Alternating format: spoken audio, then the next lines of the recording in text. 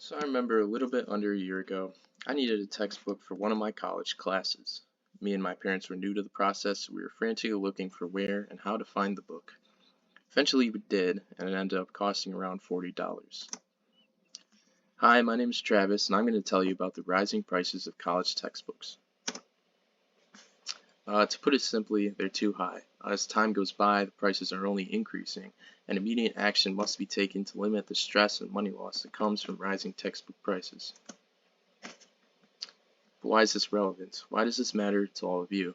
Well, I'm assuming you guys are college students like me. Being a college student means you probably had to buy a textbook one of these days, and it was probably too expensive. But before I begin my speech, I'm going to preview my main points here. First, we have the economic burden, impact on students' academic success, as well as the solutions and avenues for change. To begin, I'm going to talk about the financial strain in an article which I've displayed the link to here.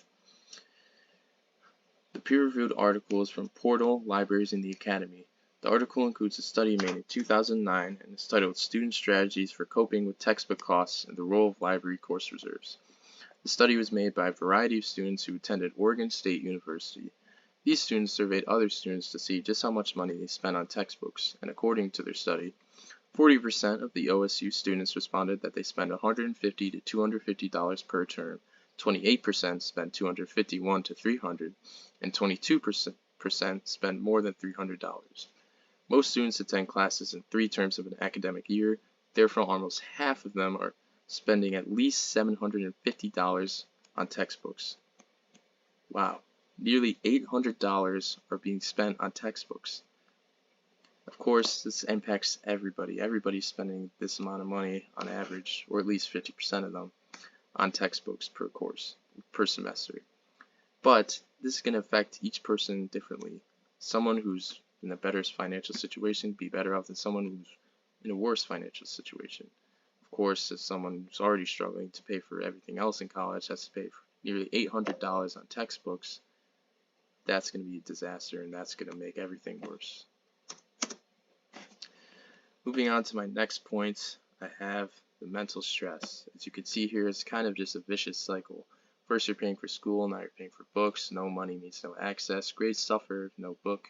And this is going to pile up to have a huge mental strain and stress on yourself.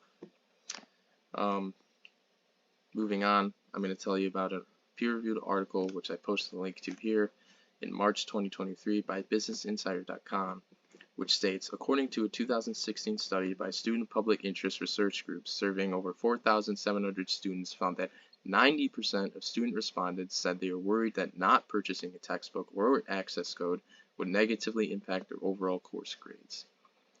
Yeah, so basically it shows here that not purchasing a textbook impacts your course grades significantly, which is going to impact your mental health because of it. This is unfair, and not being able to pass a class just because of a book is just something that's super silly and doesn't need to be an issue. But lastly, here's some potential solutions and avenues for change. Starting with my first point, if the course doesn't need a book, why require one, right? The article, which the link I posted here below the picture, says that in a 2017 peer-reviewed article titled Open Source for Educational Materials for Making Textbooks Cheaper and Better for an Open the Philosophy and Practices that Revolutionize Education and Science in 2017, the article mainly discusses how textbooks are the only expense that professors have control on. This is true. I mean, professors can supply the books in other ways. For example, a link, a PDF, a website, or any type of mechanism that limits the cost or the need to spend money on textbooks.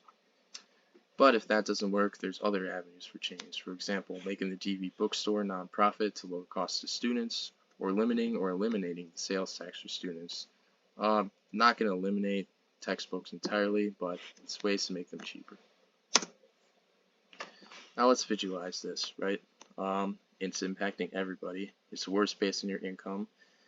No money means no access to course materials, and well, you're just going to go insane, as this guy is right here. But there's ways you can fix this. For example, emailing your professors and getting other students to do so. Say, hey, do I really need this book to pass the course? Is it really that important? And if not, you don't need to buy the book.